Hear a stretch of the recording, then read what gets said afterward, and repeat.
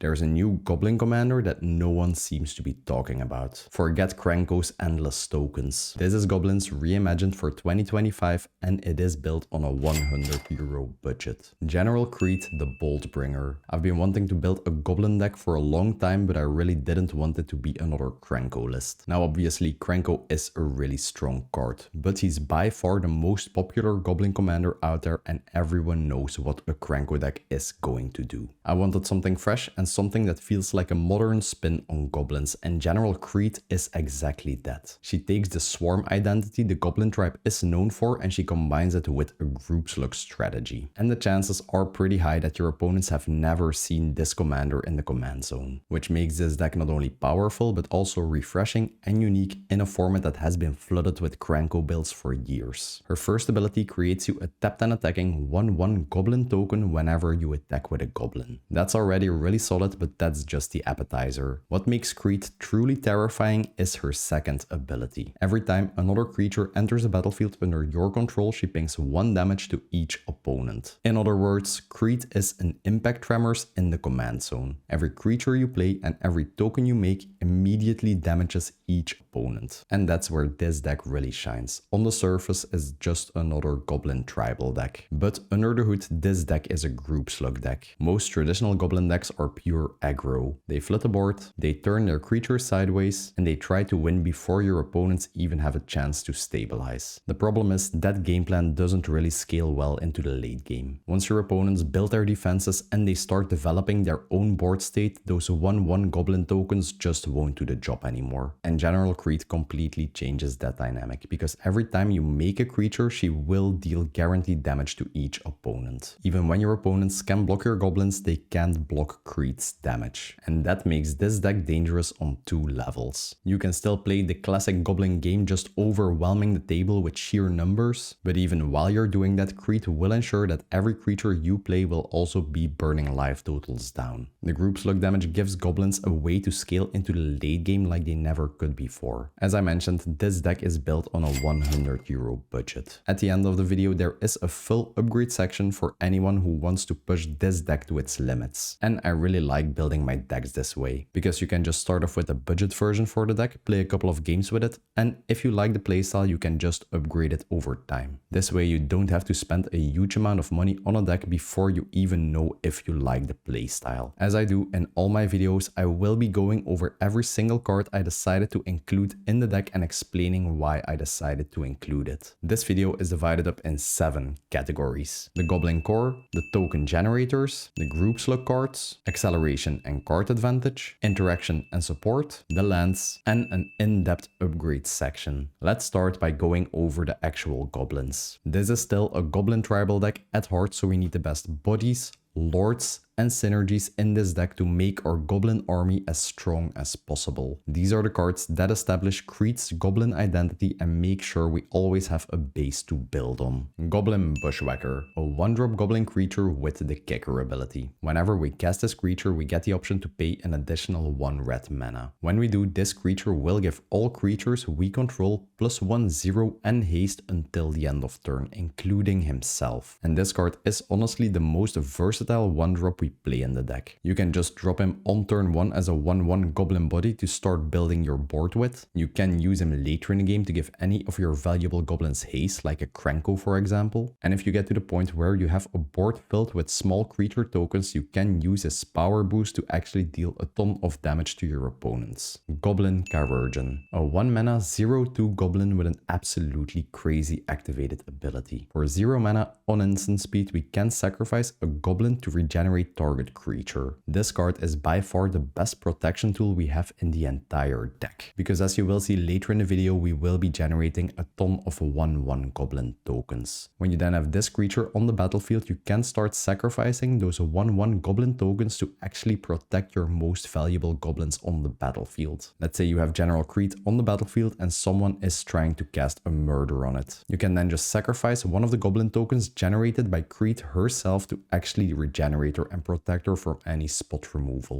And as you can imagine, the biggest weakness of any sort of goblin deck is actually board wipes. And this card can even help you protect your creatures from those. If you, for example, have 3 valuable goblins on the field and you control 3 1/1 goblin tokens, you can just sacrifice those 3 goblin tokens to actually regenerate all 3 of your valuable goblins, essentially making anything that's important survive the board wipe. Impulsive Pilferer, a 1 mana goblin that will create you a treasure token whenever it dies. And this little creature will make things really awkward for your opponents. Because whenever you swing with this creature, they can either decide to let the combat damage go through, chipping down at their life totals, or if they do decide to block this creature to preserve their life totals, they will actually accelerate your mana, making this into another excellent 1-drop creature in the deck. And it doesn't stop there. This creature also has the Encore ability, meaning whenever this card is in our graveyard, we can exile it and pay the Encore cost of 4 mana. When we do, we get to create a token copy of this card for each opponent in the game. And those token copies will gain haste and they will have to attack that opponent this turn if able. At the end of our turn, we do have to sacrifice these tokens. And this ability is just excellent for this deck for a couple of reasons. First up, you will get 3 more goblin bodies that will be swinging at each of your opponents. Whenever they enter, they will trigger General Kreat's damage effect. And since these tokens are also goblins, they will be buffed up by our Goblin Lord effects. And all the copies we create of this creature will also retain this card's first ability. So no matter if your opponents decide to block them or let the damage through, whenever these tokens leave the battlefield, we get to create a treasure token. Meaning if you activate the Encore ability with all 3 opponents still in the game, you will get a guaranteed 3 treasure tokens. Legion Loyalist, a 1 mana 1/1 goblin haste creature with the battalion mechanic. Meaning whenever this creature attacks with at least 2 other creatures, it will trigger its ability, giving all your creatures first strike and trample until the end of turn, and your creatures can be blocked by creature tokens. As you will see later in this video, we do play a ton of effects to actually buff our goblins up, and the first strike and trample might actually be really relevant in some combat situations. And nowadays, in modern day Magic, every deck is playing cards that make tokens, be it Eldrazi spawn tokens, squirrel tokens, and whenever you then attack with Legion Loyalist, this ability will just ensure your opponents can't use those tokens to chum block your goblins. This ability might seem really weak on paper, but in an actual game of Magic, this ability will always prove to be really, really useful. One little thing that I should mention about the battalion mechanic of this card is that it doesn't work with the tokens that General Kreat generates us. And that is because how the ability is worded, you actually have to declare attackers with this creature and 2 other creatures. The tokens that are generated by General Kreat or the Mobilize ability already enter tapped and attacking and are never declared as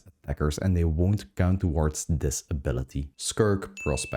This 1-drop goblin allows us to sacrifice any goblin we control to add 1 red mana to our mana pool. Yeah, this card is definitely in the top 5 of most broken goblins ever printed. There are a ton of infinite combos you can pull off with this card, and I will be getting into some combos later in the video. But outside of the combos, this is still a really solid card, because our commander is a value engine that will keep spawning 1/1 zombie tokens, and we do play a ton of other token generators in this deck. And whenever you then have a Skirk Prospector on the battlefield, you can just create the tokens, deal a ton of damage with General Kreat, sacrifice those tokens, make a ton of mana, and play even more goblins. Auto-inclusion in any sort of goblin deck. Torch Courier, a 1-drop goblin with haste. And we can also sacrifice this creature to give another creature haste. Now this card might seem really underwhelming, but it's actually one of the key combo pieces we use in this deck. And even when we're not using it for a combo, it's honestly not that bad of a creature. It's a goblin body with haste that you can instantly swing with and buff up with our Goblin Lords, or you can just sacrifice this creature to give any of your valuable goblins haste. So for example, if you do decide to drop a Krenko, you can just sacrifice this, give it haste, tap the Krenko, activate its ability, and create 1,000,000 goblins instantly. Ordos, Cobbler of War, a 2 mana 1/1 goblin with haste. And whenever this or another creature we control enters the battlefield, it will gain +2 power until the end of turn. Meaning whenever you cast this creature, it will enter as a 3/1 creature with haste, which you can instantly swing with, and all other creatures will get a buff for the turn they just entered the battlefield. And since in this deck we do play a ton ton of goblins that actually grant haste to our entire board, this acts as some sort of a cheap ogre battle driver effect. And this also works fantastically with the goblins that General Kreat generates us, because they will enter as 3/1 tapped and attacking goblin tokens. Every extra point of damage we can do in the early game by swinging with our goblins means that we have to deal less damage later in the game with our group slug effects to actually win the game. And for 4 mana we can also activate this creature's ability to create a 1/1 red goblin token with haste, which then in turn will enter as a 3/1 goblin token with haste thanks to the first passive effect. Perfect way to generate some extra goblin tokens and deal group slug damage with General Kreat and buff up those tokens' power and instantly swing with them because they will have haste. Battlecry Goblin, a 2 mana goblin creature with an activated ability that will buff up all our other goblins. For 2 mana you will give all goblins you control +1 power and haste until the end of turn, including this card itself. And this ability isn't limited to once per turn, so you can activate this power boost as many times as you like as long as you have the mana available. And whenever this creature attacks, if you attacked with a total power of 6 or more this turn, you get to generate a 1/1 tapped and attacking red goblin token. And trust me, in this deck it's really easy to actually swing with a total of 6 power or greater, so you will always be generating extra goblin tokens of this. Just keep in mind the token that you generate with General Kreat that's tapped and attacking doesn't actually count toward this, because this ability will only count creatures you actually declared attackers with. Cheering Fanatic, a 2-drop goblin creature that I should have actually put in the acceleration section, because whenever this creature attacks you get to choose a card name, and the cost of spells with that card name costs 1 less generic mana until the end of turn. And this ability honestly is really simple. If you have this creature on the battlefield, you can just attack with it, name one of the cards that you are about to play, and the cost will be reduced by 1 mana. You can use this to reduce the cost of your commander, any expensive goblin in your hand, or you can even use this to reduce the cost of any of your interaction pieces. At first I thought this was like a weird card from one of the unsets, but it's actually a real card you can use in a game of Commander. Really weird, but really potent. Conspicuous Snoop. This card is by far my favorite goblin in the entire deck. For as long as this creature is on the battlefield, you have to play with the top card of your library revealed. And for as long as the top card of your library is an actual goblin spell, you can play it from the top of your library, giving you some sort of pseudo card advantage by allowing you to play with 1 extra card in your hand, being the top card of your library if it is a goblin. Now, since we do play a total of 43 goblins in this deck, chances are pretty big the top card of your deck is going to be a goblin. Honestly, that ability alone would be enough to include this card in the deck, but on top of that, it even has another passive ability. If the top card of our library is a goblin card, Conspicuous Snoop will get all activated abilities of that card. And let me just give you a couple of examples of how good this effect can be. You can start buffing with Battlecry Goblin's ability.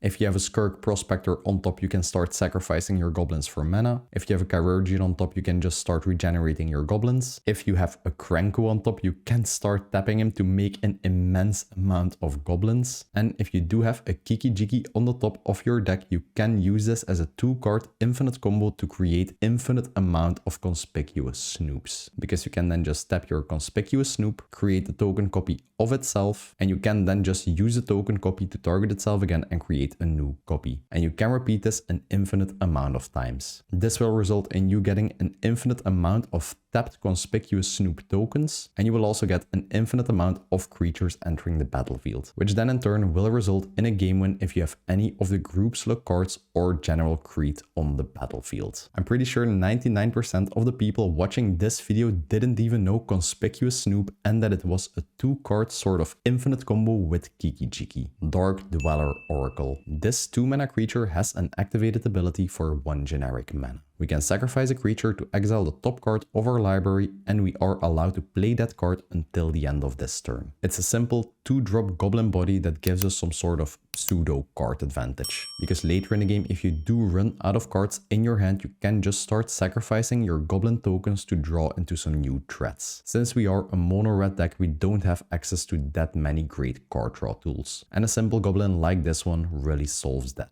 problem. Goblin Recruiter, also known as the most broken goblin of all time. Whenever this 2-drop goblin creature enters the battlefield, we get to search our library for any number of goblin cards. Then we have to reveal those goblins and we can put them on top of our library in any order that we choose. As you can imagine, this ability is absolutely beyond broken. You can just play this creature, tutor up like 30, 40 goblins, I don't know, stack them in any order as you please, and you can just ensure you will draw the right goblin whenever you need to. There isn't a single card in Magic that allows you to tutor up this amount of cards for just 2 mana. If you have some group slug effects, you can just go tutor up your token generators. If you have a board full of goblins, you can just start tutoring up your goblin lords. If you need a game finisher, you can just go fetch up one of your most expensive goblins to close out the game with. And you can just drop a Goblin Recruiter on turn 2, fetch 4 specific cards, and you will be able to win the game on turn 3. So let's say it is turn 2 and you play a Goblin Recruiter. Then you will want to go fetch the following cards: a Conspicuous Snoop, a Skirk Prospector, a Torch Courier, and a Kiki Jiki. And you also want to stack them on top of your library in this order, Conspicuous Snoop being the first card you draw. You pass the turn, then you untap on turn 3 and you draw the Conspicuous Snoop. You drop a mountain and then you play the Conspicuous Snoop. This will reveal the top card of your library being the Skirk Prospector. Since Conspicuous Snoop will now have the same activated ability as the Skirk Prospector, you can sacrifice the Goblin Recruiter to Conspicuous Snoop to generate 1 red mana. You then use the 1 generated red mana to cast the Skirk Prospector from top. Prospector enters the battlefield and now we reveal the Torch Courier from the top of our deck. We tap the 1 mountain we have available and we play the Torch Courier. Flip the top card of our deck, this will now be a Kiki Jiki. And our Conspicuous Snoop will have the same ability as our Kiki Jiki does. Then we sacrifice the Torch Courier to give haste to our Conspicuous Snoop. Now, as I talked about before, we can just tap a Conspicuous Snoop, target itself, create another token copy out of Conspicuous Snoop, and we can just keep repeating this and make infinite tapped Conspicuous Snoop tokens. Then you can sacrifice these infinite goblin bodies to Skirk Prospector to generate infinite mana. Then you just cast General Kreat from the command zone and you generate infinite tokens again, which will then result in infinite group slug damage thanks to General Kreat's ability. Yeah, that's right. If your opponents don't have any interactions to disrupt your combo, you will always win the game on turn 3 if you are able to stack up your cards on turn 2 with a Goblin Recruiter. Like I said, absolutely crazy cards. Alright, now let's get back into the more balanced goblin cards. Goblin Wardiver, a simple 2-drop goblin creature body with the Battlecry mechanic, meaning whenever this creature attacks, every other attacking creature we control will get +1 power until the end of turn. A perfect way to just ensure we can deal more damage with our huge amount of creature tokens. And the Battlecry mechanic will work with the creature tokens generated by General Kreat, because whenever you declare attacks with this creature, you will get 2 triggers on the stack. The first being the token generation of General Kreat, and the second one will be the Battlecry trigger. Since you control both triggers, you can just stack them as you like, so you will get to make a token first and then resolve the Battlecry effect. Since the token is tapped and attacking, it will also gain the stat boost of the Battlecry trigger. Moria Marauder, a 1/1 creature body with double strike. And as you can imagine, in this deck with all the lore type of effects and the power boost we play in this deck, double strike is actually a really strong keyword. And passively, whenever a goblin we control deals combat damage to a player, we get to exile the top card of our library. And we are allowed to play that card until the end of this turn. This card will generate some sort of pseudo card advantage. Just keep in mind, this isn't a May trigger. If you do, for example, connect with 5 goblins with this on the battlefield, you will have to exile the top 5 cards of your deck. If you then don't have any mana to cast any of those cards, these cards will be stuck in exile forever. And this ability also has a neat little synergy with the double strike this card has, because whenever this creature connects, it will deal damage in 2 instances and you will get to dig 2 cards deep into your deck. Rundfeld Hordemaster, a 2-mana creature that will give all other goblins you control +1/+1, making this into the cheapest goblin lord that exists. Usually the lore type creatures that boost the stats of any specific creature type come in at a cost of 3. mana. And obviously Lord cards are just fantastic in this deck because our commander will generate us a ton of creature tokens. Most valuable creatures in this deck are goblins. As you will see later in the token generator section of this video, we do play a ton of cards that will generate us more goblins. And giving them a simple stat boost will make sure they deal more damage and we are able to close out the game faster. And on top of that, this card also has a passive ability. Whenever this creature or any other goblin we control would die, we have to exile the top card of our library. If that card is a goblin creature card, we get to cast that card until the end of our next turn. And this ability is once again really excellent card advantage, especially since it says you can cast those cards until the end of your next turn. So if you, for example, decide to swing with 3 goblin tokens during your turn and your opponents decide to block all of them, you lose those 3 goblins in combat and you will get 3 triggers out of this card. Let's say you exile 1 mountain and 2 other goblins off the top of your deck. You can then just pass the turn, and once it's your turn again, you will still be able to cast those 2 exiled goblins, allowing you to untap first, so you will always have the mana to cast any goblins you exile with this effect. Perfect way to give you value from any goblins you lose in combat, any goblins that get removed by spot removal, or even goblins that get destroyed by board wipes. Dropkick Bomber, a 3 mana goblin lord we got in the most recent foundation set. Gives another +1/+1 stat boost to all goblins you control, and for 1 red mana we can give any goblin we control flying until the end of turn. But whenever that creature then does deal damage, we have to sacrifice it. And this ability is both pretty flavorful and really strong, because for the low cost of 1 red mana you can give any goblin you control evasion, but it does come at the downside that you will lose the goblin. Like I mentioned in the intro, goblins always face the problem that later in the game they just fall off. Once your opponents have a board of blockers, you won't be able to get any damage through. But thanks to Dropkick Bomber, you can start giving your goblins flying and actually fly over any blockers your opponents might have. And this will make sure you can still connect with your creatures in combat during the late game. This effect will make you lose some of your goblins, but if you can get some hits in and get your opponents to a really low life total, it will be really easy from there to close out the game on group slug damage. Goblin Chain Whirler, a 3/3 first red creature for the cost of 3 red mana. And whenever this creature enters the battlefield, it will deal 1 damage to each opponent and each creature they control. Now this effect might seem really underwhelming, but it's actually really potent in this deck for a couple of reasons. First up, if your opponents control any sort of mana dorks like a Birds of Paradise, an Elvish Mystic, a Llanowar Elves, this card will deal with those. If you're playing against a token deck, either be it humans, squirrels, another goblin deck, this card will make sure you can deal with all of the tokens on the battlefield whenever you just cast it. And as you will see later in the group slug section of this video, we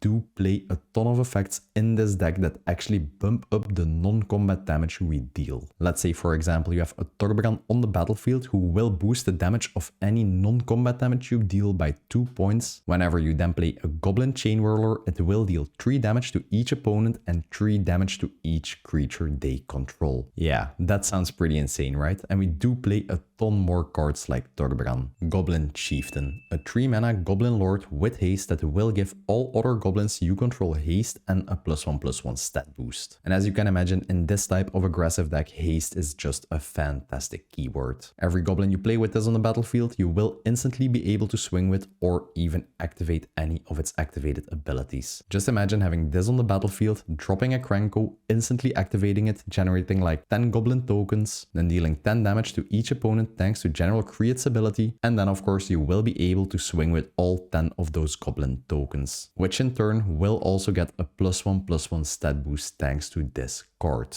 I really don't know what it is about this deck, but I get really excited when I just think about a goblin tribal strategy and a group slug strategy in one deck. Goblin King, another 3 mana goblin lord that will boost the stats of all goblins we control, and it will also give all goblins we control Mountain Walk. If you play in a pot where people are playing red decks and they will be controlling mountains, this creature will just make your entire board unblockable. In some games, this card will just win you games all by itself because you can't imagine how powerful a board of unblockable goblins really is, especially whenever they're boosted up by the stat boost that this card will give them. Goblin Matron. Whenever this 3-mana goblin enters the battlefield, you get to search your library for any goblin card and put it into your hand. A tutor on a stick for goblin decks. It will give you an additional body on the field to trigger General Kreat's groupslug ability and to start buffing up with any of our goblin lords. And any sort of tutor will always be really strong in a 100 card singleton format. Since we played this many goblins in this deck, the answers you can fetch up are just endless with this card. Just analyze the board state you're currently in, think about the card that you need most, and you can go fetch it up.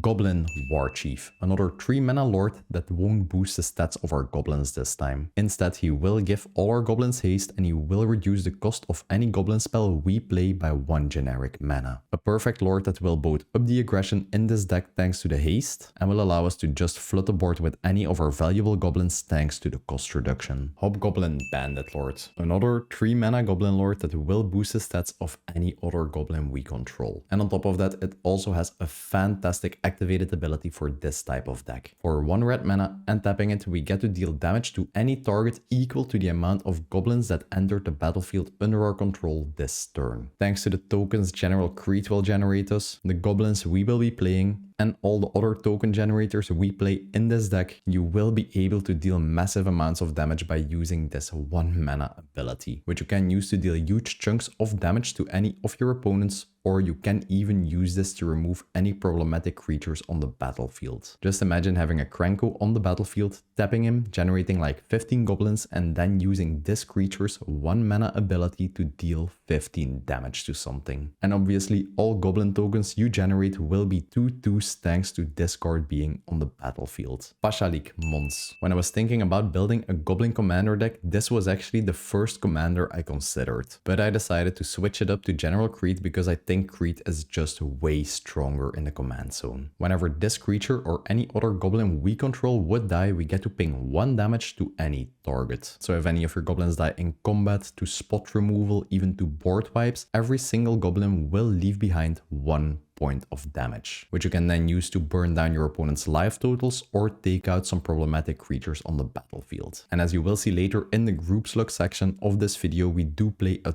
ton of ways to actually boost up this 1 point of damage. And in this deck, we do have a couple of ways to even sacrifice our own goblins and turn them into damage with Pashalik. Be it sacrificing them for mana to Skirk Prospector, sacrificing them for card advantage to Dark Dweller Oracle, or even whenever we turn one of our goblins into a skeleton token with Gut. And we can even use Pashalik himself to start sacrificing our goblin tokens to create even more goblin tokens. For 4 mana, we can sacrifice a goblin to create 2 1/1 goblin tokens, essentially giving us a weird ability that just cuts a goblin in 2 and creates 2 new ones. It does come at a hefty cost of 4 mana, but I suppose later in the game, if you are able to generate a ton of mana, this ability can just be fantastic. And a fun interaction with this card is that it is a really good protection against board wipes. Because let's say you have 10 goblin creatures and Pashalik on the battlefield and someone decides to play a board wipe. Pashalik will see all these goblin creatures dying and you will get 11 total Pashalik triggers, making it a really costly board wipe for your opponent. Goblin Ringleader, a 4 mana 2/2 goblin with haste. Whenever this creature attacks, we get to look at the top 4 cards of our library. Then we get to reveal any number of goblin cards from amongst them and put them directly into our hand. This goblin body will essentially give us card advantage whenever we attack with it. Since we do play this many goblins in the deck, you usually will hit at least 2 goblin cards whenever you swing with this. And the fact that this card inherently has haste means it will give you immediate value whenever you play it. Goblin Trashmaster,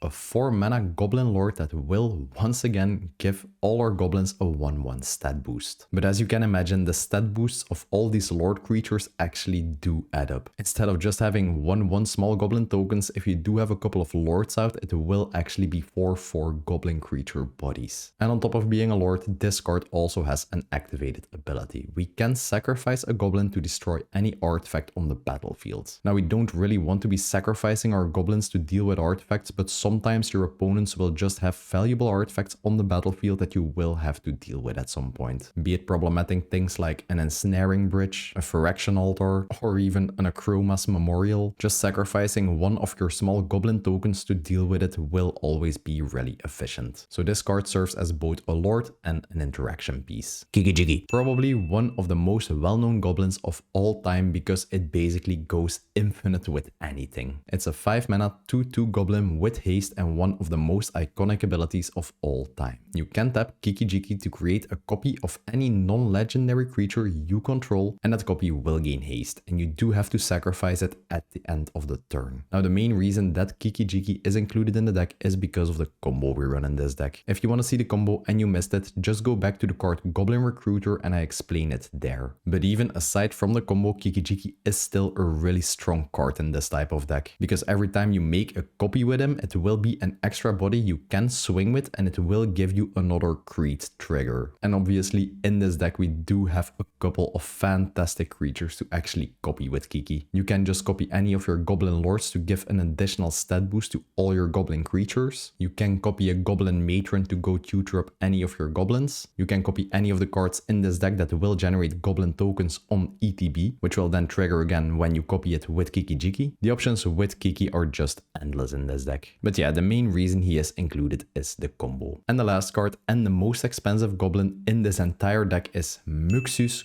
Goblin Grandy. It's a massive 6 mana 4/4 goblin with one of the strongest ETB effects in this entire deck. Whenever this creature enters a battlefield, we get to reveal the top 6 cards of our library. Then we get to put all the goblin cards with converted mana cost 5 or less directly onto the battlefield. And as you can imagine, all the goblins in this deck cost less than 5 mana. So this card will just give you an immense amount of tempo whenever it enters a battlefield, allowing you to dig deep into your deck and just allowing you to cheat a ton of valuable goblins into play. This is just the perfect card to swing the game around when you're behind. If someone just played a board wipe, for example, you can just drop a Muxus and your board will instantly be filled with goblins again. And on top of that, whenever this creature attacks, it will get +1/+1 for every goblin you control. And usually whenever you play this card and you get to look at the top 6 cards of your deck, you will be able to find a goblin that actually grants haste, and you will instantly be able to swing with Muxus, dealing an insane amount of damage. If for some reason you can't pull off the combo anymore, you can just play a Goblin Recruiter, stack up 6 really powerful goblins on the top of your deck, and then follow up with a Muxus. You will then be able to cheat all of the chosen goblins into play, and usually you can easily win the game from there. If you really like these in-depth deck tech videos and you want to support the channel, check out the YouTube membership program. You'll get early access to the decklist before these videos even go live. You'll get access to exclusive Discord chat rooms where I will be sharing sneak peeks as to what I'm currently working on. And you get some unique Panzer MTG emojis you can use anywhere on Discord and YouTube, which honestly might be the best part. So if you want those cool emojis or you just want to support your favorite MTG content creator, click the join button below the video or check the link in the description below. And big thanks to all the current YouTube members. Thanks to you, I can keep doing what I love doing most. Next up, we have the token generators. Kreat rewards us with damage for every creature that enters the battlefield, so token generators are absolutely essential for our group slug strategy. This isn't just about flooding the board with tokens for combat. Every token is also guaranteed damage to each one of our opponents. Stadium Headliner,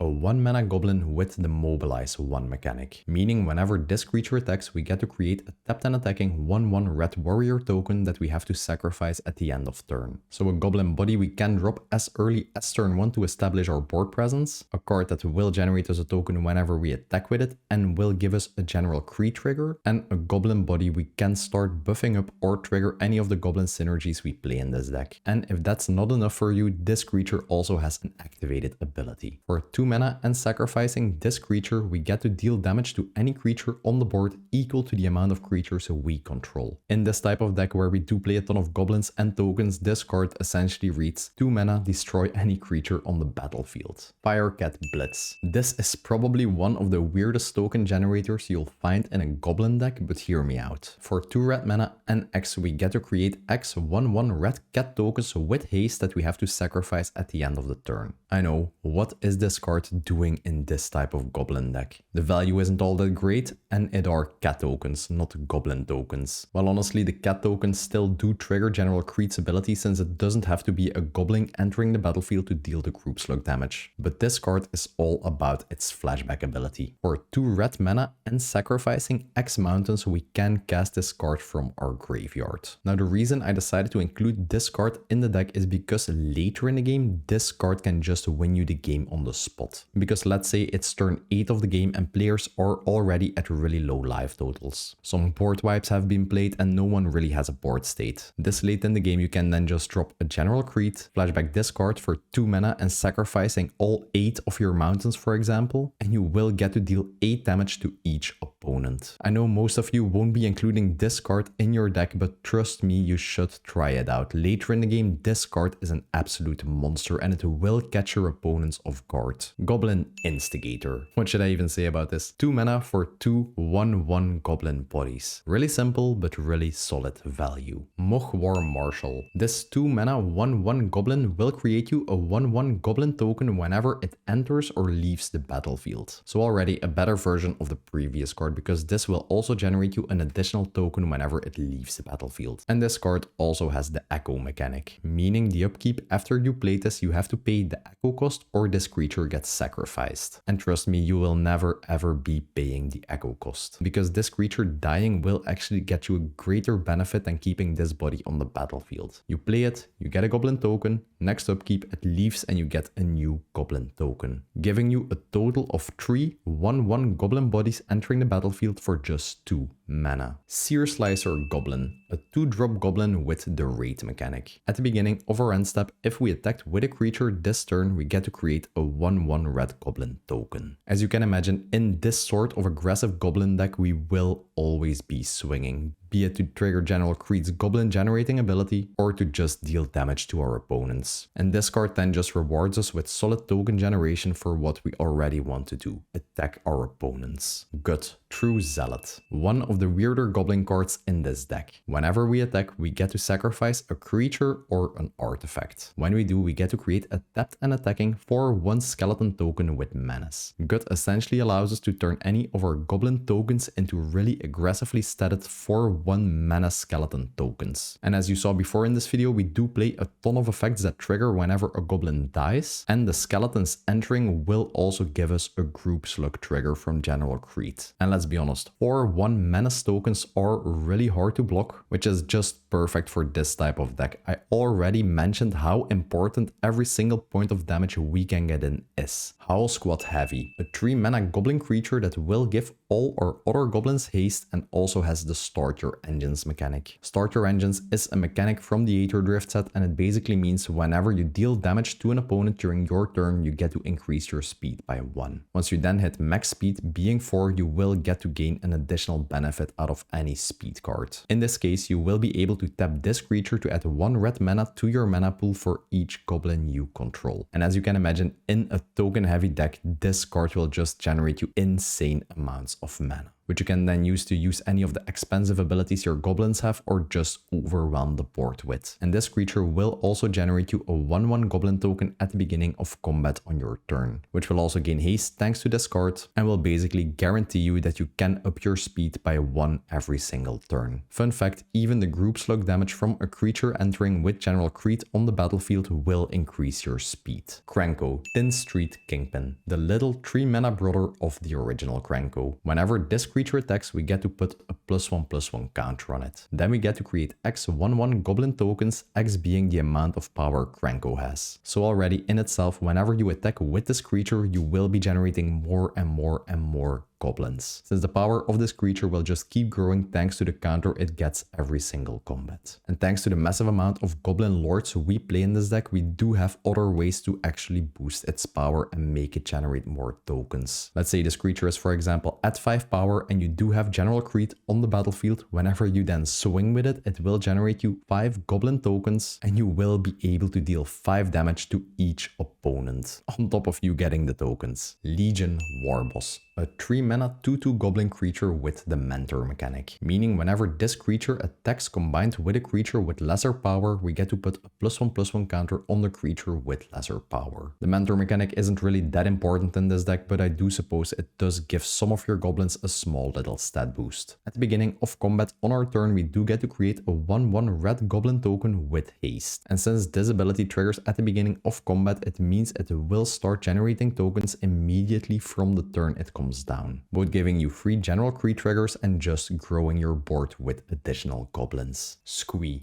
Dubious Monarch. Whenever you attack with Squee, you get to generate a tapped and attacking red 1/1 goblin token. And thanks to this card having haste, you can start generating tokens immediately the turn this card comes down. Nothing too fancy, just once again some really solid token generation. If you pay 4 mana and exile 4 cards from your graveyard, you can actually return this card from your graveyard straight to the battlefield. Perfect option later in the game if you do have the mana available and no cards left in your hand to just start generating tokens again. Beetleback Chief, a 4 mana 2/2 goblin that will enter the battlefield with 2 1/1 goblin tokens. 4 mana, 3 goblin bodies. Krenko Mob Boss. If someone mentions goblins, this is the first image that pops into everyone's head. It's one of those cards that really helped define the commander format in its early days. And honestly, to this day, it's still a really strong and popular commander that at least one person in your local game store is playing, which really says a lot about the power level of this card, because the original release was in 2013 and the card is still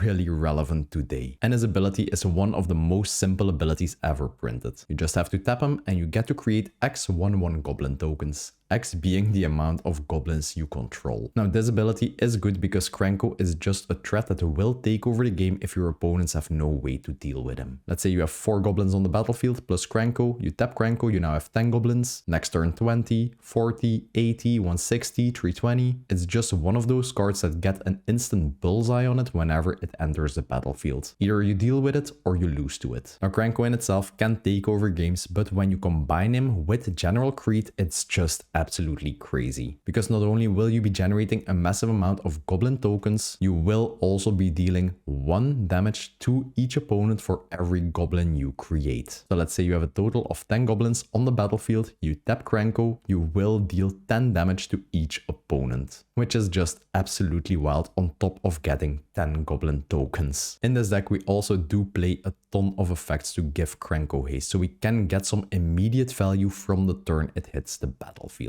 Now a question many of you might be wondering, is Krenko a better commander than General Kreat? Honestly, I really have no idea. The only thing I know is that Krenko is a deck that everyone knows and General Kreat is something new that almost nobody is playing. Redcap Gutter Dweller, a 4 mana 3/3 goblin with menace, and whenever it enters a battlefield we get to generate 2 1/1 red tokens. Yeah, I know, these aren't goblin tokens, but they still trigger General Kreat, so it doesn't matter. At the beginning of our upkeep, this creature also allows us to sacrifice any other creature. When we do, this creature will get a +1/+1 counter and we get to exile the top card of our library and we can play it until the end of the turn. A perfect way to sacrifice your useless red tokens to, and to give us some sort of pseudo card advantage, just allowing us to dig 1 card deeper into our deck every single turn. And honestly, paying 4 mana for 3 creature bodies entering the battlefield is a really good deal in a group slug deck. Siege Gang Lieutenant, a 4 mana goblin creature that has the lieutenant mechanic, meaning at the beginning of combat on our turn, if we control our commander, this creature will trigger. In this case, creating us 2 1/1 goblin tokens with haste. Most of this deck revolves around controlling General Kreat at all times, so usually you will always be getting the lieutenant trigger on this card, which will then give you 2 bodies entering the battlefield you can instantly swing with, and these 2 bodies will also give you 2 group slug triggers. And in comparison to the previous cards that also cost 4 mana and generate you 2 tokens, this card will repeat its effect every single turn. So if you can make this stick around to the battlefield for a couple of turns, it will generate you an insane amount of value. And on top of that, this creature also has an activated ability. For 2 generic mana and sacrificing a goblin, it deals 1 damage to any target. A perfect way to sacrifice your goblins that are gonna be removed by board board wipes or spot removal. You can just sacrifice your goblins that are about to be blocked and are about to die. You can use this damage to just remove some creatures on the battlefield, or you can use it to put some extra pressure on the life totals of your opponents. A very simple ability that will have a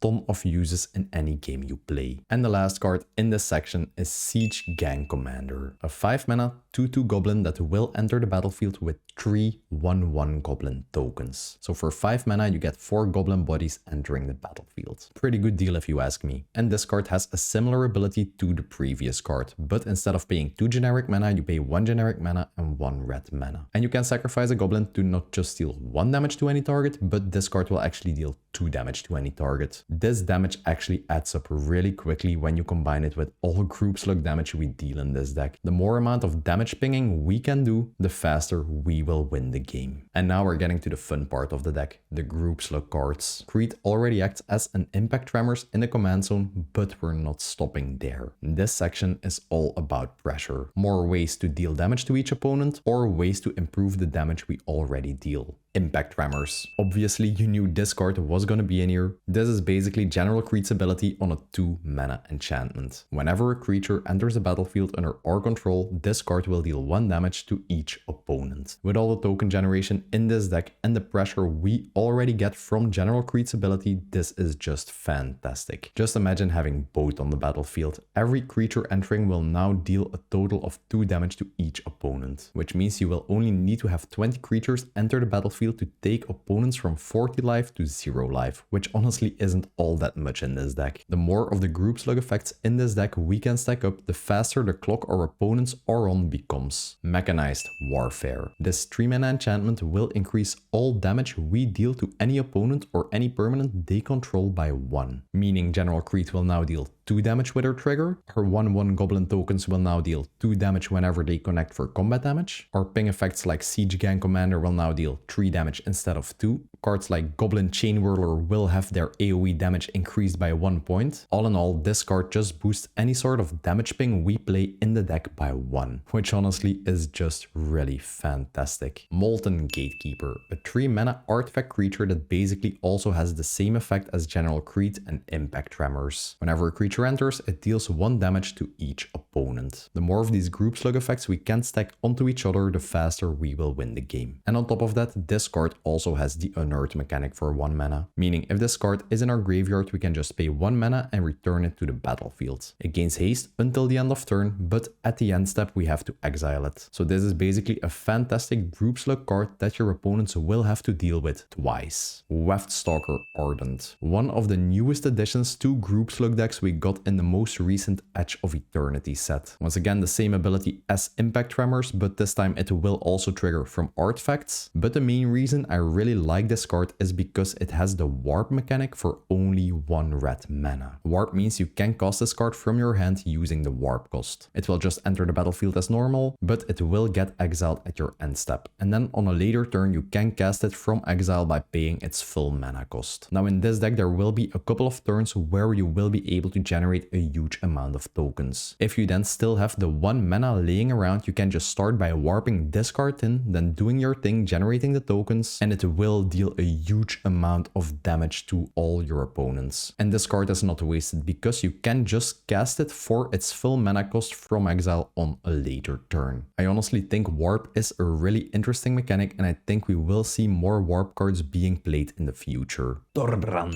Thane of Red Fell. If you already thought the damage increase from Mechanized Warfare was great, wait until you see this card. If a red permanent would deal damage to an opponent or any permanent that opponent controls, it deals that much damage plus 2. I don't think I have to mention how good this card is in a group slug deck that relies on swinging with small creature bodies and dealing small increments of damage. Because now your Impact Tremors, Kreat, Molten Gatekeeper won't just be dealing 1 to each opponent, but they will be dealing 3 instead. Which is essentially just whenever you play a creature, gives you a free lightning bolt on every opponent. And as I mentioned with Mechanized Warfare, this card also works for creature combat, and it will increase the damage all of your goblins do. Your opponents will never ever be able to win in combat, and you will be attacking them on 2 fronts. You will be attacking their life total with group slug effects, and their life total by swinging with your huge army of goblins. If this card can stick to the battlefield, you will automatically win the game at some point. Chandra's Incinerator. Now, what is a huge elemental creature doing in a goblin deck? It's included because its first ability will reduce the cost of this card to just 1 red mana, which is a really good deal for a 6/6 trample creature. The cost of this card is reduced by X generic mana, X being the amount of non-combat damage dealt to opponents this turn. And this cost reduction is really easy to achieve, because let's say you just have General Kreat on the battlefield, you then play a goblin, it will deal 1 damage to all your opponents, reducing the cost by 3 mana. You then decide to swing with a goblin, General Kreat will generate you a token, ping each opponent again, and this card's cost will be reduced by a total of 6 mana, so you will be able to cast it for just the 1 red mana. And just getting a 6/6 trample creature out for 1 red mana would already be really strong in this deck. But on top of that, it even has another really crazy passive ability. Whenever a source we control would deal non-combat damage to a player, this creature also deals that much damage to a creature that player controls. This just turns any point of damage you deal to a player in a point you can redirect to any of their creatures. So not only will you be burning every opponent's life total down, you will also be removing all their creatures in the process. Chandra's Incinerator is a card that can really lock your opponents out of the game, because whenever your opponents resolve a value creature, you can just play some creatures, deal some group slug damage, and you will instantly be able to remove anything they play. And the last card in this section is a room card from the Duskmourn set, Spike Corridor and Torture Pit. Let's start by talking about the right side of this room first, because this is the group slug effect on the card. For 4 mana, we get an enchantment that will increase any amount of non-combat damage we deal to an opponent by 2 damage. Once again, upgrading all our group slug effects to 3 lightning bolts to each opponent. This card does have a couple of downsides, and it will not trigger off combat damage, and it will not increase any non-combat damage we deal to creatures. But honestly, those downsides don't really make the card any worse. And whenever this card is on the battlefield and you do pay an additional 4 mana, you can also unlock the left side of this room, which will generate you 3 1/1 devil tokens that will ping 1 damage to any target whenever they die. Whenever these 3 red devils enter the battlefield, you will get 3 General Kreat triggers, which would normally deal 3 damage to each opponent, but with the other side of this room unlocked, it will deal 9 damage to each opponent. And whenever these devil creatures die, they will ping a total of 3 damage to any target. And if you redirect it to players, this enchantment will also turn that into 9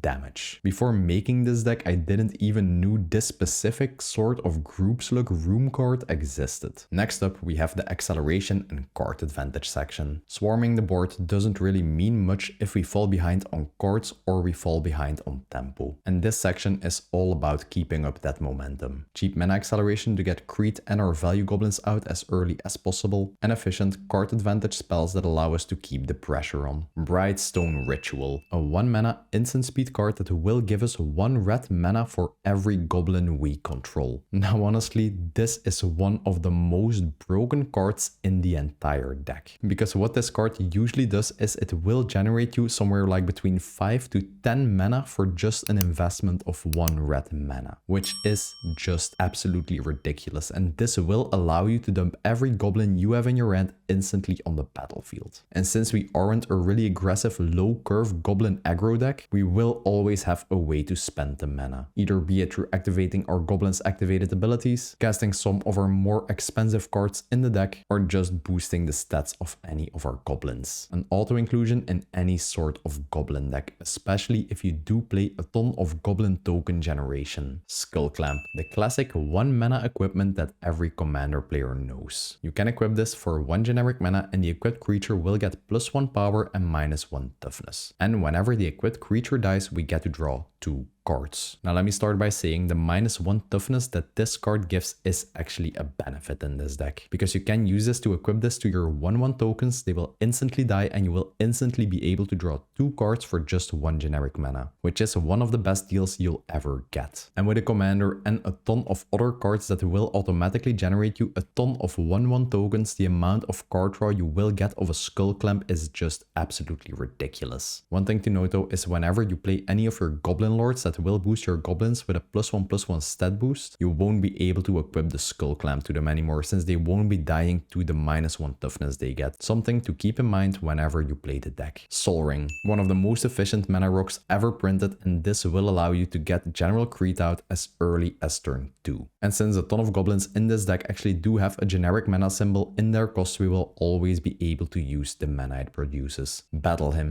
This 2 mana instant speed spell will add 1 red mana to your mana pool for each creature you control. Basically the 2 mana variant of Brightstone Ritual. It does come at a 2 mana cost, but it will still generate you insane amounts of mana. Like I mentioned, with Brightstone Ritual, usually this card will generate you anywhere between 5 to 10 mana. And turning 2 mana into more than 5 mana will always be a really good deal, allowing you to use the mana to just drop your hand of goblins on the board or activate any ability you like of any creature you control any amount of times. Idol of Oblivion. 2 mana artifact that we can tap to draw a card, but we can only activate this ability if we created a token this turn. Since we play a commander that will generate us a 1/1 goblin token at the beginning of each combat, we will easily be able to activate this card, just allowing us to draw an extra card every single one of our turns, really keeping our hand filled throughout the process. And the other activated ability allows you to generate like an Eldrazi token or something, but that honestly doesn't really matter for this type of deck. You'll never be using it. Ruby Medallion. 2 mana artifact that will reduce the cost of any red spell you play by 1 generic mana. If you are in a monocolor deck, you really have no excuse to not play any of the medallions. They're some of the most efficient mana acceleration tools ever printed. Wren's Resolve. A 2 mana sorcery card that allows us to exile the top 2 cards of our library. Then we are allowed to play them until the end of our next turn. This is just a simple spell that will allow us to dig a little deeper in our deck, especially later in the game if we do run out of cards in our hand. And since it reads until the end of your next turn, you can just cast this spell, pass the turn, you then get to untap, and the 2 exiled spells will still be available to be cast. Some sort of an investment of card advantage on a later turn. Or you can also immediately cast the exiled cards. And a card that has exactly the same effect as this card is Light Up the Stage. This time it comes at a 3 mana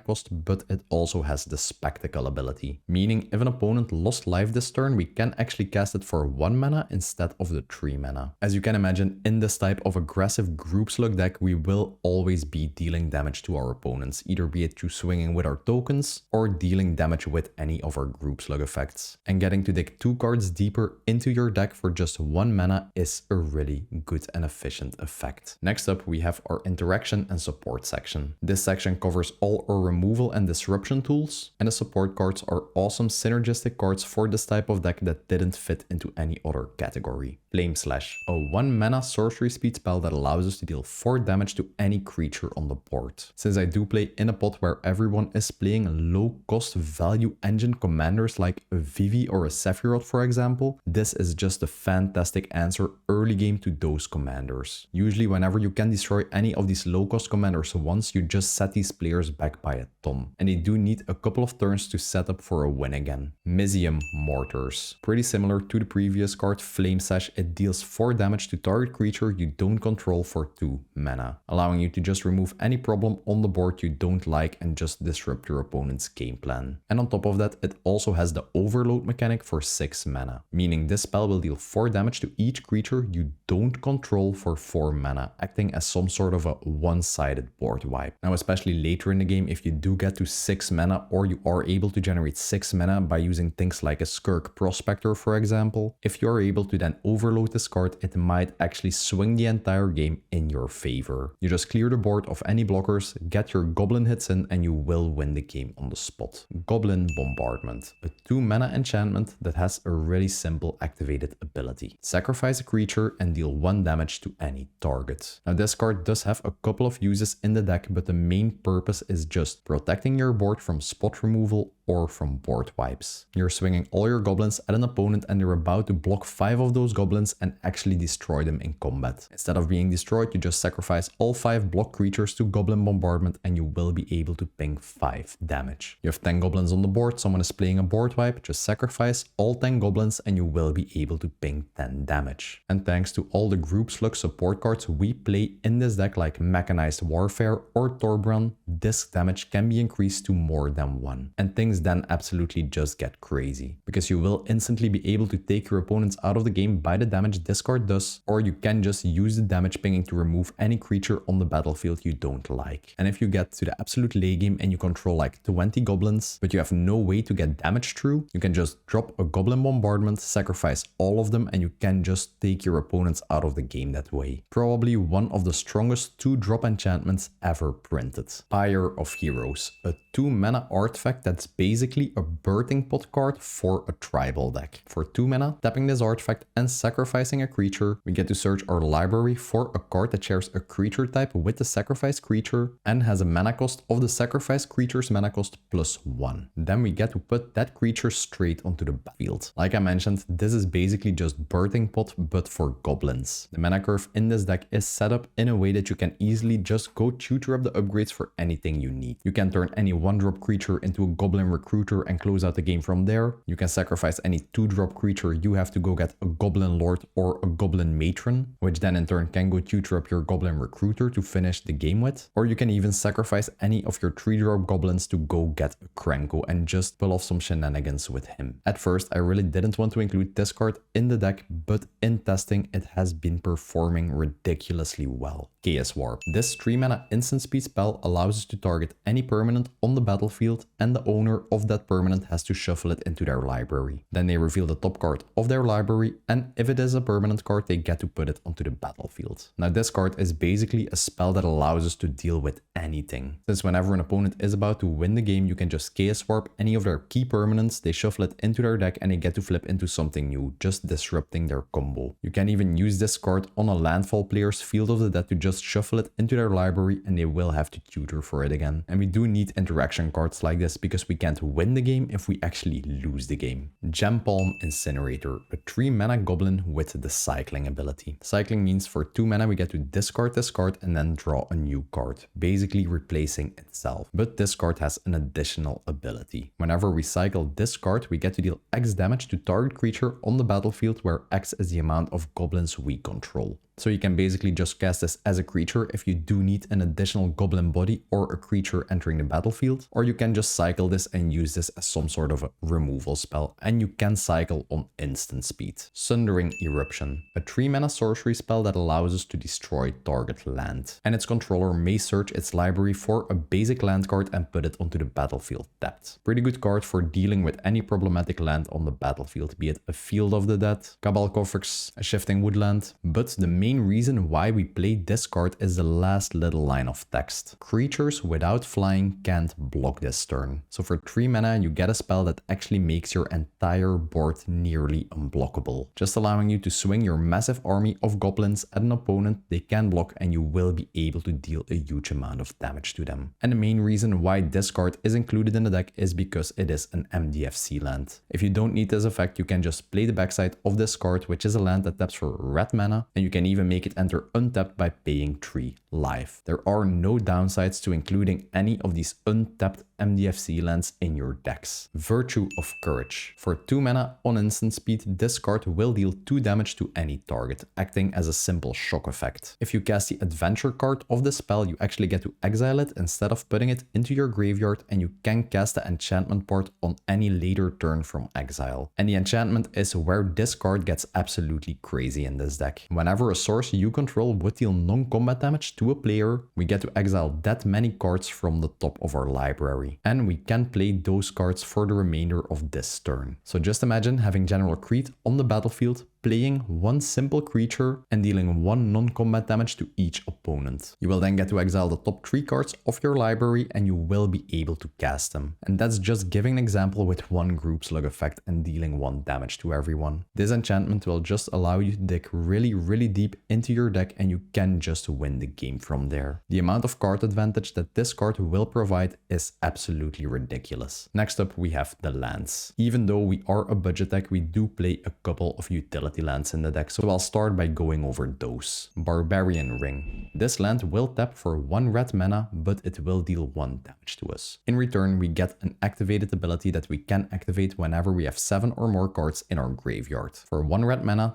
tapping this card and sacrificing it, we get to deal 2 damage to any target. Not the most game-breaking land, but later in the game, if we do have ways to increase our non-combat damage with any of our group slug cards, we can actually use this 2 damage to close out the game or remove any valuable creature from the battlefield. Den of the Bugbear. This land taps for red mana and even enters untapped if we control 2 or fewer lands. For 4 mana, we can activate the ability on this card and it will turn into a 3/2 creature. Whenever we swing with that 3/2 creature, we get to create a 1/1 red tapped and attacking goblin token. Just a fantastic land we can turn into a creature body to actually swing with and deal additional damage. And it will also generate us more goblin tokens, which we can then buff up with our lords or deal group slug damage with. Dwarven Mine. This land will enter the battlefield tapped unless you control 3 or more other mountains. And whenever it enters the battlefield untapped, you get to create a 1/1 dwarf token. Just a nice little land that will allow you to generate 1 extra creature token and get some extra group slug damage in. Ramunap Ruins. A land that taps for a colorless mana or for a red mana at the cost of 1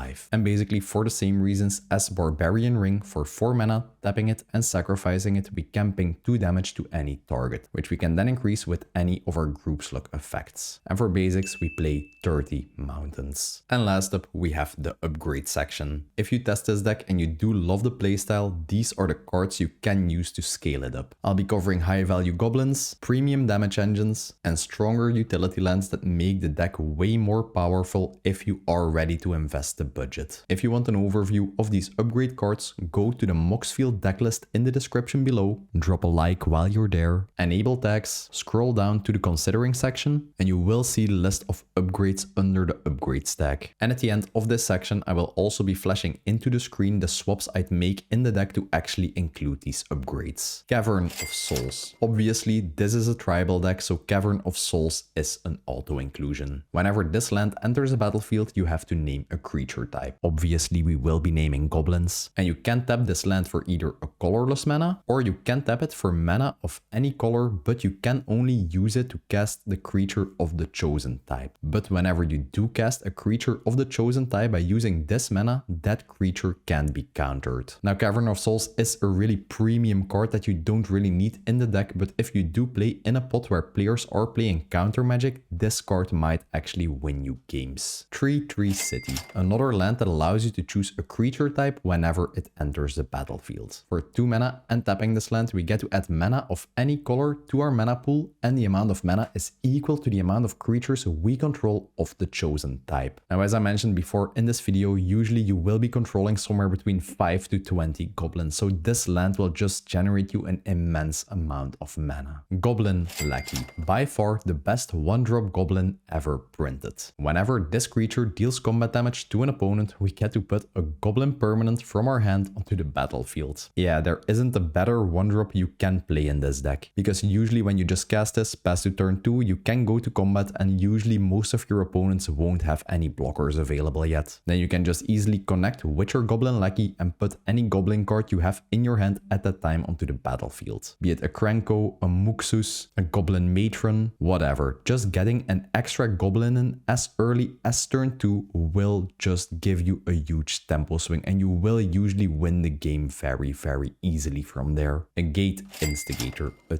2 mana group slug card from the Bloomburrow set. And this card has the same effect as General Kreat and Impact Tremors. Whenever a creature enters a battlefield under our control, it deals 1 damage to each opponent. Now, if you paid attention, the previous group slug creatures in this deck all cost 3 mana, and this only costs 2, so it is already a really big upgrade. But it doesn't stop there, because this card also has the Offspring mechanic, meaning whenever we cast a spell, we can pay an additional 2 mana, and it will enter with a 1/1 creature token copy of itself, which also will have the same ability, essentially giving us 2 group slug creatures that will ping the entire table for just 4 mana. And from now on, every creature token you make will deal 2 damage to each opponent thanks to these 2 boys. Probably one of the most efficient group slug damage engines ever printed. Tibalt's Trickery, a 2 mana instant speed spell that allows us to counter target spell, which is a really weird thing for for a mono red card.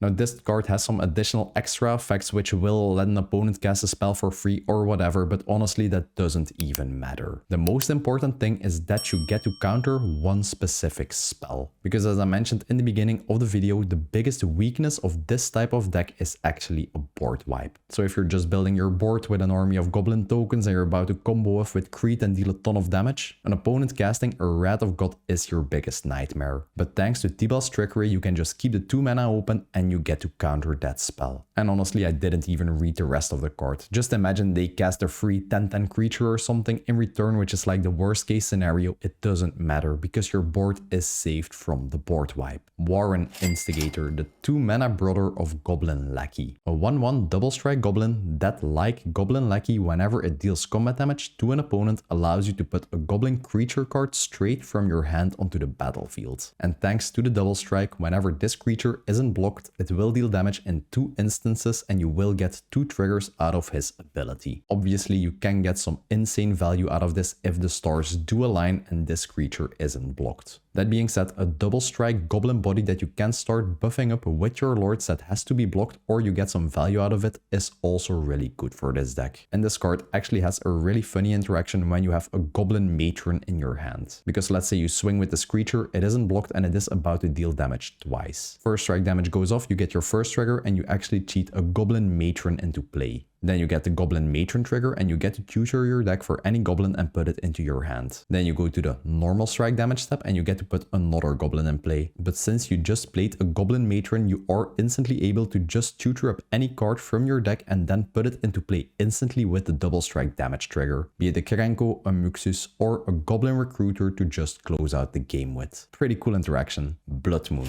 a 3 mana enchantment that will turn every non-basic land into a mountain. This is a card you can include in any upgrade section of any mono red deck. It's just that good. Because nowadays in modern day Magic, everyone is playing like 3, 4, 5 color decks and people are barely playing any basic lands. Let's say you play a Blood Moon against a 3 color player and they control 5 non-basic lands and their colors aren't in red. They now only have red to work with, which just absolutely shuts them out of the game. Since all the answers they would have to an enchantment will not be in red colors and they will only be able to produce red mana. So they're just locked out of the game. Game's over, they can't cast anything anymore. And it's a one-sided effect because we are a mono red deck and we really don't feel it if all our non-basic lands get turned into mountains. That being said, you can include Blood Moon in the deck and it will win you a ton of games, but you will lose all your friends in the process and you won't be invited to game nights anymore. Fable of the Mirror Breaker, a 3 mana saga card. Whenever this card enters a battlefield, it will get 1 lore counter and you will get to activate its first ability, creating you a 2/2 goblin creature that whenever it attacks will generate you a treasure token. So you will already get a goblin body you can work with and the goblin body will even accelerate your mana. The second stage allows you to loot 2, so you can discard up to 2 cards to draw that many new cards. Perfect if you have some dead cards in your hand that you want to replace. And the third stage of the saga will transform this into its backside, which is a goblin enchantment creature with a pretty similar ability to Kiki Jiki, except you just have to pay 1 generic mana to activate its ability. And like I already mentioned, with Kiki Jiki you can use this to copy any of your goblin lords, any of your ETB creatures, or even some of your groupslug creatures to just deal extra damage with it. Obviously the backside of this card is a fantastic addition to the deck, but the front side is also really good, just generating you a goblin token that will accelerate your mana. It's a really expensive card, but it is just perfect for this deck. Fated Firepower, a new enchantment that we will get released to us in the new Avatar The Last Airbender set. The idea of including this card in the deck was actually given to me by Mishkin in the Panzer MTG Discord server. Thanks man, because this card is just absolutely crazy for what we're trying to do in this deck. It's a 3 mana plus X enchantment with flash, and this enchantment will enter the battlefield with X fire counters on it. And the ability is just absolutely bananas. If a source we control would deal damage to an opponent or a permanent an opponent controls, it deals that much damage plus X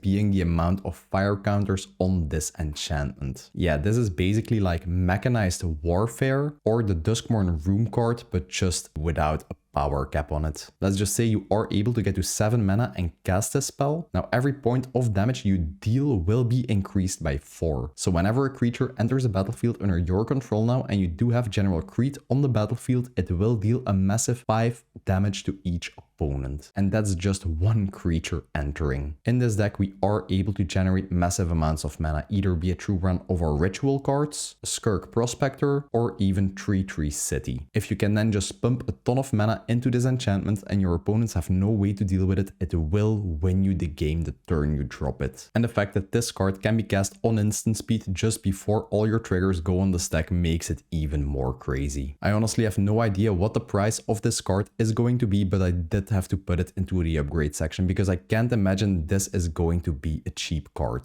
Ojer Axoniel, a 4 mana 4/4 trample creature. Whenever a red source we control would deal non-combat damage to an opponent, it will deal damage equal to Ojer Axoniel's power instead. Since Ojer has 4 power, this means every General Kreat trigger or any other groupslug trigger we get in this deck will now deal a massive 4 damage to each opponent instead of the usual 1, making Ojer into the most mana efficient and biggest damage boost you can get out of any card in this deck. And whenever Ojer Axoniel would die, it just returns to the battlefield with its backside up, being a land that just taps for a red mana, and for 3 mana and tapping this land we get to transform this land back into Ojer. But we can only activate this transform ability if we did more than 4 non-combat damage to our opponents, which honestly is really easy to do in this deck, and it makes it really hard for your opponents to permanently keep Ojer off the board. Purphoros, God of the Forge. If you just want to include one card from the upgrade section in the deck, Purphoros is the best upgrade you can get for this deck, because it just plays perfectly in both of our game plans. He can buff up all our creatures, and he will deal a ton of groupslug damage. It's a 4 mana indestructible enchantment creature, and for as long as your devotion to red is less than 5, Purphoros isn't a creature, he's just an enchantment. But with the amount of goblins you will be playing, it will be really easy to get to 5 devotion, and you will get a 6/5 body to swing with. And the best part about Purphoros is whenever a creature enters a battlefield under your control, he will deal 2 damage to each opponent. By far the most efficient Impact Tremors effect ever printed in Magic. The fact that this is printed on an indestructible enchantment actually makes it really hard to deal with for your opponents, and dealing 2 damage for every creature baseline is just crazy. And on top of that, he also has an activated ability. For 3 mana, you get to give all your creatures +1/0 until the end of turn, which is just perfect for our goblin plan. Whenever we swing with all our goblin tokens, we can just use Purphoros a couple of times, buff them up, and they will deal a ton of damage. And I'm gonna share a really unpopular opinion here. Purphoros is the best goblin commander you can play. It's not Krenko, it's not Kreat, it's not another goblin. Purphoros easily beats any of those other goblin commanders. And the last card in this section is Roaming Throne, a 4 mana 4/4 artifact creature with Ward 2. Whenever Roaming Throne enters a battlefield, you have to choose a creature type. Roaming Throne will be the chosen creature type in addition to its other types. And whenever a triggered ability of a creature of the chosen type would trigger, it will trigger an additional time. Now obviously with the amount of goblins we play in this deck, Roaming Throne is just crazy and will do some crazy value doubling. I will just give you a couple of examples of how crazy this card can be. General Kreat will now both generate 2 goblin tokens whenever you attack and will deal double the damage with her groupslug effect. Goblin Matron will allow you to go tutor up 2 goblins. Pashalik will now deal 2 damage whenever a goblin dies. Goblin Chain Whirler will deal its AoE effect twice. And a card like Siege Gang Commander will now enter with 6 1/1 goblin tokens. And there are many more interactions that Roaming Throne has in this deck. It's the most expensive card in the entire upgrade section, but if you do love playing tribal decks, I would really recommend that you get a Roaming Throne. It's just an auto-include in any sort of tribal deck. If you want to know what cards I'd cut from the deck to include these upgrade cards, I'll flash it into the screen real quick.